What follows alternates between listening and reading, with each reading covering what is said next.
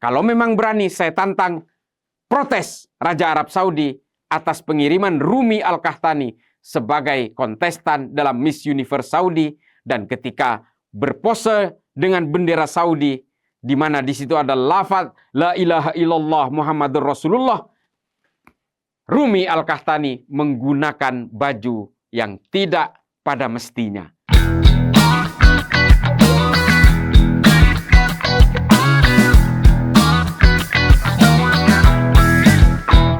Assalamualaikum warahmatullahi wabarakatuh.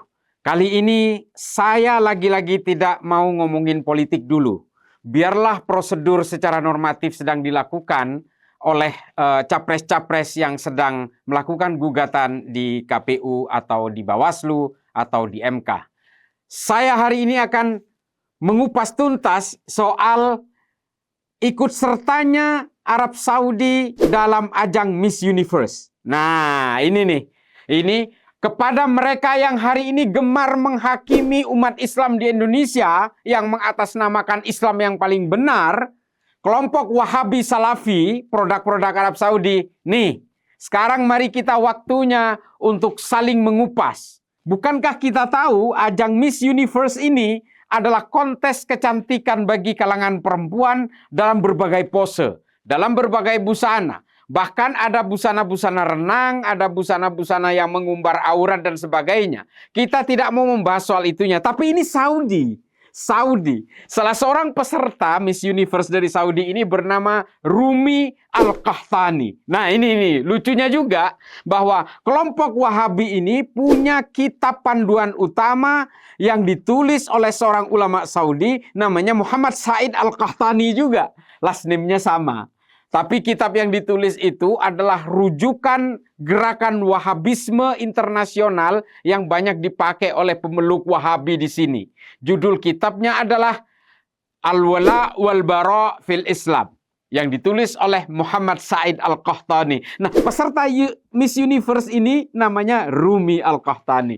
Jadi sama, last name-nya sama. Tapi pada intinya adalah bahwa bagaimana kita tahu ustadz-ustadz dan ulama-ulama Wahabi Salafi yang ada di Indonesia, sarjana-sarjana yang diproduksi, yang dulu diberi beasiswa oleh pemerintah Saudi, ketika kembali ke Indonesia hari ini, mereka mengharamkan apapun yang tidak sesuai dengan rujukan-rujukan ulama mereka.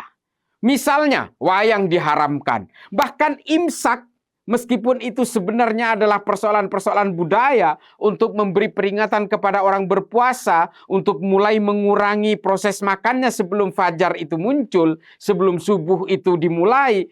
Ini kan sebenarnya hanya persoalan budaya, tapi diprotes juga bahwa katanya imsak tidak ada di dalam Islam.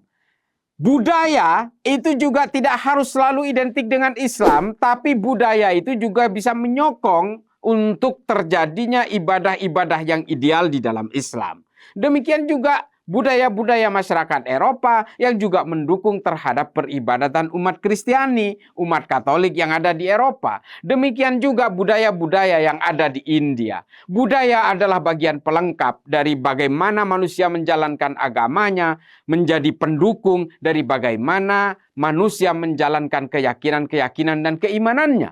Jadi nggak perlu diprotes hal-hal yang kayak gini. Yang kalau mau diprotes oleh ustadz-ustadz Wahabi Salafi yang ada di Indonesia ini, justru Miss Universe yang dilakukan oleh Arab Saudi. Kita sih sebenarnya nggak peduli dengan Miss Universe.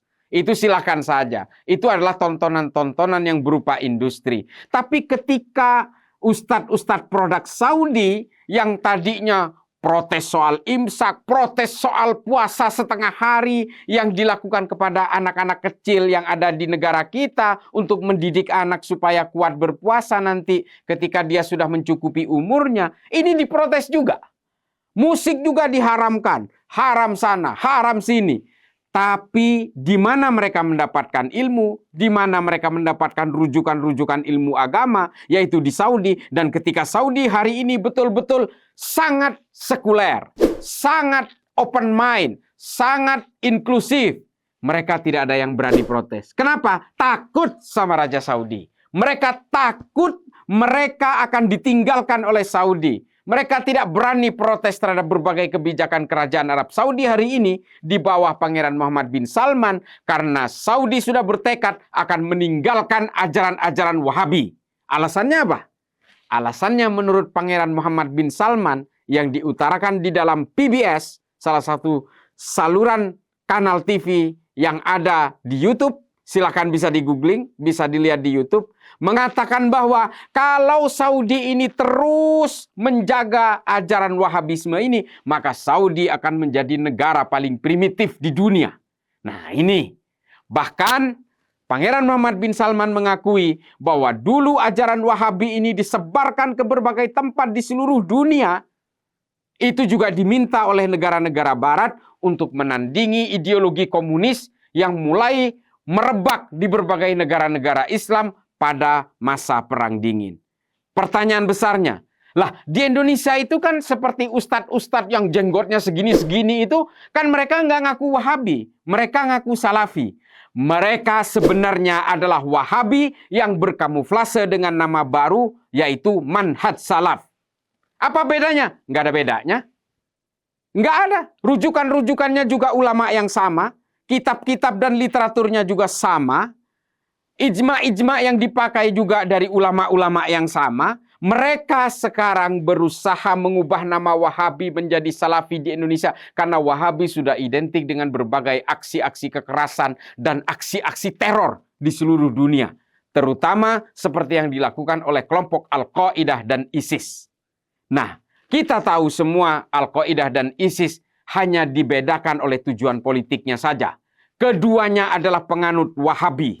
Kalau kemudian hari ini orang-orang Salafi tidak mengaku bahwa mereka ini adalah Wahabi, itu sebenarnya adalah taktik mereka. Pada intinya mereka adalah sama. Mereka selalu melakukan klaim-klaim kebenaran. Mereka anti terhadap demokrasi, mereka mengharamkan Pancasila, dan mereka menginginkan supaya negara ini menjadi negara Islam sama seperti Saudi. Mereka hari ini memang menghormati pemimpin karena mereka memang diajarkan oleh ajaran-ajaran Wahabi untuk menghormati pemimpin. Kita semua di sini juga menghormati pemimpin, tapi bukan berarti tidak boleh mengkritik pemimpin. Di Saudi mereka diajari untuk menghormat dan juga takut untuk mengkritik. Oleh karena itu kenapa ustadz-ustadz produk Saudi itu hari ini tidak berani melakukan kritik kepada kerajaan Arab Saudi, meskipun kerajaan Arab Saudi hari ini sangat sekuler. Mengirimkan Miss Universe, bahkan tidak mewajibkan hijab di luar kota Haramain. Padahal pemerintah kerajaan Arab Saudi adalah Khaddamul Haramain, penjaga kota suci.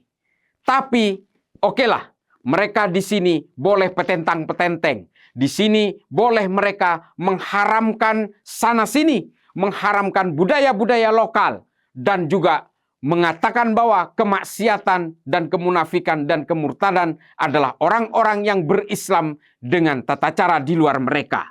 Kita maulidan diharamkan, ziarah kubur diharamkan, tawassul diharamkan, tapi mereka tutup mata terhadap berbagai penyimpangan-penyimpangan maqasidus syariah yang dilakukan oleh pemerintah kerajaan Arab Saudi. Mengapa? Karena mereka diajarkan untuk takut mengkritik.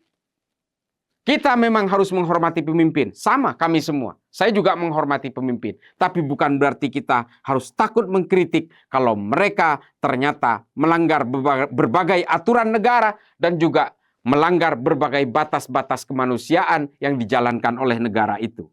Nah, oleh karena itu, hari ini ujian terbesar, tantangan terbesar bagi kelompok Wahabi Salafi di Indonesia. Silahkan protes Raja Saudi. Takut kan? Takut pasti. Karena kalian sebenarnya adalah boneka-boneka yang salah arah dan hari ini ditinggalkan oleh gerbong-gerbongnya yang ada di Arab Saudi. Kalian adalah korban peradaban politik yang dibentuk melalui satu manhaj yang bernama Wahabi Salafi.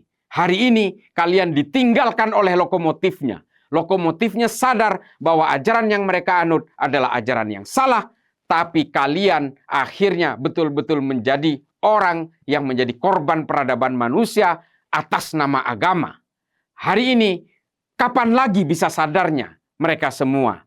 Kalau memang berani, saya tantang protes Raja Arab Saudi atas pengiriman Rumi Al-Qahtani sebagai kontestan dalam Miss Universe Saudi, dan ketika berpose dengan bendera Saudi, di mana di situ ada lafaz la ilaha illallah Muhammadur Rasulullah, Rumi Al-Qahtani menggunakan baju yang tidak pada mestinya. Jadi saudara-saudaraku sekalian, pemirsa Ronin TV, kita harus berislam dengan rasionalitas berpikir. Jangan kita sibuk menghitung dosa orang lain.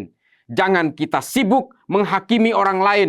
Jangan terlalu sibuk mengharamkan sana-sini. Karena bagaimanapun kita semua dibatasi oleh perbedaan-perbedaan tafsir, ijtihad-ijtihad yang normal yang dilakukan oleh para ulama. Kita punya mazhab sendiri, kita punya manhaj sendiri, tapi kita tidak boleh menghakimi orang lain ketika orang lain itu juga punya perbedaan dalam berbagai kegiatan-kegiatan beragama kita. Demikian saudara-saudaraku sekalian, semoga ini bermanfaat. Mari kita tetap jaga kemanusiaan, kita tetap jaga akhlak dan adab kita dalam beragama, supaya agama kita tetap memiliki daya tarik dan juga bisa menyebarkan kebaikan dan kasih kepada seluruh umat manusia atas nama kedamaian dan cinta. Assalamualaikum warahmatullahi ta'ala wabarakatuh.